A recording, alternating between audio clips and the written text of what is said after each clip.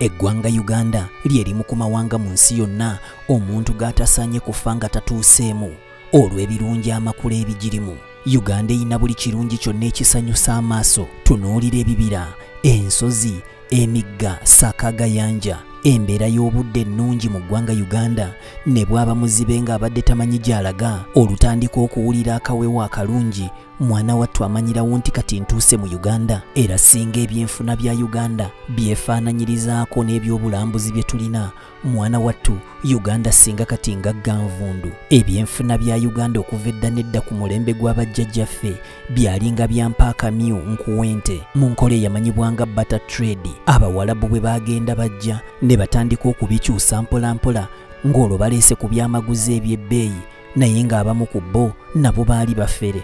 Gw'ate omuntu omuwooti akalabirwamu n'akusimba ettu lya zaabu. Naye ensi bwe yagenda ekyuka, Uganda yatandika ebyobusuubuzi eby'omuggunda ebyayingiramu ne rupiiya. Oluwammaggwe ne bitinta, bakyeruppe bangi beeyunira eggwanga Uganda olw'ensonga nti buli omu yalina ebigendererwa bye.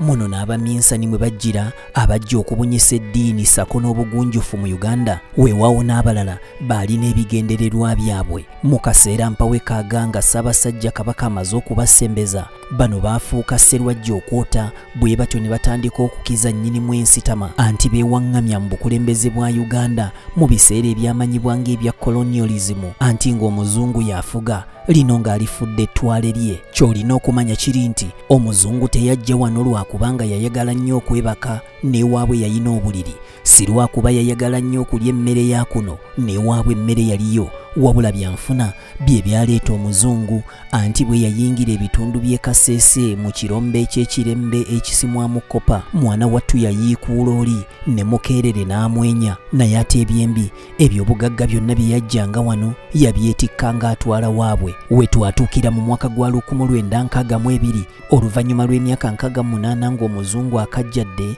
wano ku Ssemazinga w'omwana w'omuddugavu, Uganda lyerimu ku mawanga agaalina ebyobusuubuzi sako n'ebyenfuna eby'amaanyi ennyo eby'omuggundo, era nga buli muntu abirinamu essuubi lingi wano mu bbendobendo lya Sub-Sahara Africa, era nga wano banka y'ensi yonna yakikoonamu. Kino kyajjawo olw'okubeera nti Uganda yalina emmere egimala okuliisa abantu baayo, kubanga yalina ettaka eggimu obulungi so ng'abalala bali ku nkalajjo zennyini. Ebyobulimi mu ggwanga bino bye byasinganga okuliisa abantu, ate ng'era bwe yatuukanga okusuubuza, mwana wattu yasuubuzanga bya bulimi anti enkumbi tebbawo erimye. Naye munnange era bakatonda bw'agenda akuba Uganda omuggo n'agisuulamu oluyiira lw'ebyobufuzi, luno nga lwakulungula emyaka egiwerera ddala 20 nga tewali butebenkevu n'akamu mu ggwanga Uganda, nga buli omu abeera ku bunkenke lwakeesa lwabala anti nga buli omu afuuse nkeesa lukyanga nkoko ya mutamivu. Emyaka wakati wa 1966 ne 1986 owammaggwe gyali myaka. Ebyenfuna byagootaana olw'obutabanguko obwalingawo. Gw'ate onootandika otyo okukwata enkumbi ogenda olime ng'eri amasasi ganyooka. Oluvannyuma lw'okuwaŋŋangusa Kabaka Muteesa, bangi nnyo baddamu kukungubaga mwana wattu n'ebyokukola ne babivaako ne beerabira nti olubuto ddo lulina okubanja. Mu ntalo ezaaliwo ebintu bingi byayonoonebwanga, omwali enguudo, amalwaliro, amasomero n'ebizimbe bingi nnyo ebyakubwa. Bw'otuuka mu kibuga Masaka essaawa eno n'olaba nga kitekena, mwana wattu bwe kityo si bwe kibadde emyaka 3 emabega, kubanga baakikuba kyonna ne kituuzibwa ku ttaka. Obungi bw'abantu obwali mu Uganda si ye yalina ennyo abantu abangi, wabula bw'egenze ekula n'omuwendo gwayo ogw'abantu. Mu mwaka gwa 1969 Uganda yalina abantu obukadde 9 n'ekitundu, wabula bwe twatuukira mu mwaka gwa 2000 Uganda ng'ewezezza abantu obukadde 21, era wano neeteekebwa mu kifo kya 105 ku mawanga 173 ku kulinnya kw'omuwendo gw'abantu. Mu mwaka gwa 2002 Uganda yayina kye tuyita per capita GDP ey'obukadde bwa $1,208, era ng'eno yali wansi wa per capita income ey'eggwanga erya Ghana anti yo yali mu bukadde bwa $1,964. Wakati mu mbeera eyo abantu baali baavu ddala bayita abankuseere, abawejjere, abaali ddala wansi w'olulayini lw'obwavu giyite poverty line. Ng'ekyamazima omuntu omu olunaku tasobola yadde okuweza eddoola y'ensimbi mu nsawo, kyokka ng'alina okulya, alina okunaaba, alina okutambulako, alina okupangisa ennyumba wasula n'okusasulira abaana school fees. Abo ddala baba banaasoma ab'oyo. Ekyamazima ebyenfuna by'eggwanga tewali kisinze kubizza mabega nga ntalo saako na butali butabyenkevu. Kinajjukirwa nti mu mwaka gwa 1962 Ssekabaka Sir Edward Frederick Luwangula Muteesa ye yali kabaka wa Buganda, wabula oluvannyuma nga bwe kiri nti teri bukulu butava eri Katonda, ono yalondebwa okubeera pulezidenti w'eggwanga erya Uganda, wabula ng'eyali kabaka owa Buganda ate yalina abalabe okuva mu bwakabaka obulala. Ono yasanga obuzibu okuwa ebiragiro wamu n'okukulembera abantu abaali bava mu mawanga amalala.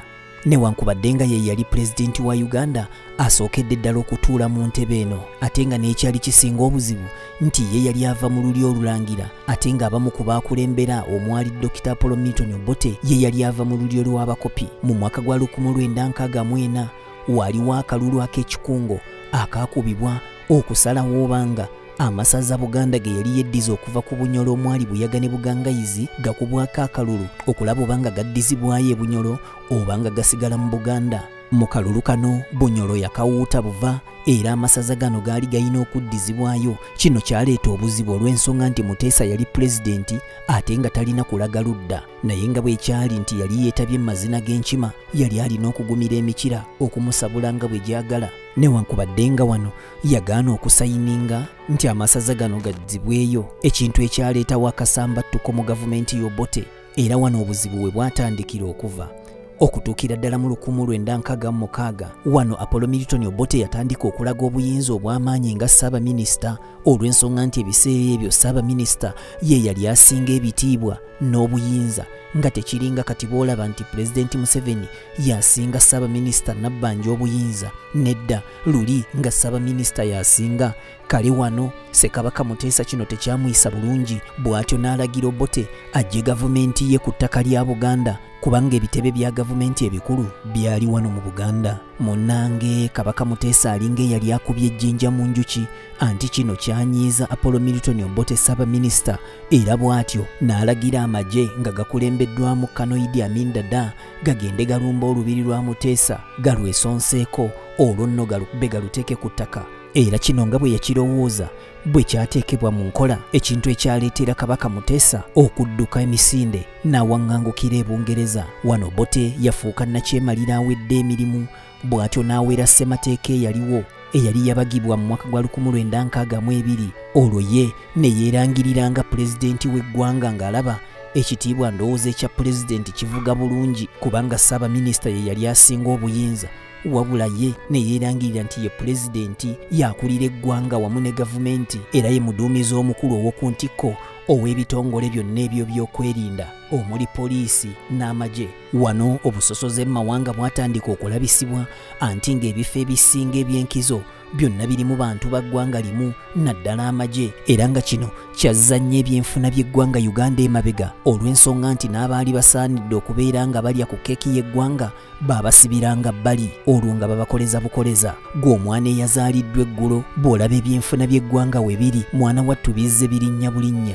Bwe twogera ku kigambo GDP, zino z'ensimbi eziba zivudde mu byamaguzi saako n'emirimu egiba gikoleddwa nga bikoleddwa wano era nga n'ababigula babiguze wano. Kale nga bw'ozigattagatta omugatte gwonna nekikola kye bayita gross domestic product oba omugeto gw'ensimbi oguba gukuŋŋaanyiziddwa okuva mu bintu bya wano. Emirundi mingi we tuzze nga tutuukira mu kalulu n'ebyenfuna bya Uganda bizze nga bikyuka bwe tujjukira okulonda okwasooka okutegekebwa nga Pulezidenti Museveni ye ali mu ntebe mu mwaka gwa 1996. Uganda yayina GDP ya bukadde bwa $6.45 2001. Uganda yayina GDP ya bukadde bwa $5.841 2006. Uganda yayina GDP ya buwumbi bwa $9.978 mwaka gwa 2011. Uganda yayina GDP ya bukadde bwa $207.87 2016. Uganda yayina GDP ya bukadde bwa $29.2 we tutuukidde mu kalulu akakaggwa ka 2021. GDP ya Uganda wamma gwe ng'erinnyidde ddala ng'eri mu bukadde bwa $40.53. naye nga bw'oddako emabega Pulezidenti Museveni we yatuulira mu ntebe mu mwaka gwa 1986 Uganda yalina GDP ya buwumbi 3.923 1986 Museveni we yajjira Uganda yayina obungi bw'abantu bwa bukadde 15.49 wabula we tumaliddeko omwaka oguwedde 2022 Uganda eri mu bukadde bw'abantu 47 n'okusoba. Newankubadde biri bityo Uganda ekyabalibwanga agamu ku mawanga amankuseere agamanyiddwa nga third world countries newankubadde ng'erwanya ennyo okulabika ng'abantu baayo basala olulayini lw'obwavu kubanga mu mwaka gwa 1993 ebitundu 56 ku buli 100 ku bungi bw'abantu abaaliwo ekyamazima baali baavu nnyo era nga bakka wansi w'olulayini luno olumanyiddwa nga poverty line. Embalirira y'eggwanga yasomeddwa era triliyoni ezisoba mu 5 ze zaateekeddwa mu mbalirira eno okulabika ng'olwo buli omu abeera bulungi nga na buli kimu kikoleddwako so nga erimu ku makubo Uganda mw'ejja ensimbi gwe musolo, omusolo oguweebwayo bannayuganda abalina ke beekolera. Naye ekibuuzo kiri nti bameka abakola era abasobola okuwaayo omusolo ogubeezaawo embalirira ya Uganda okuggyako Uganda okugenda okugwa mu mabanja okwewola ebeezeewo abantu baayo. Kabuye Israel, BTM TV Community Report.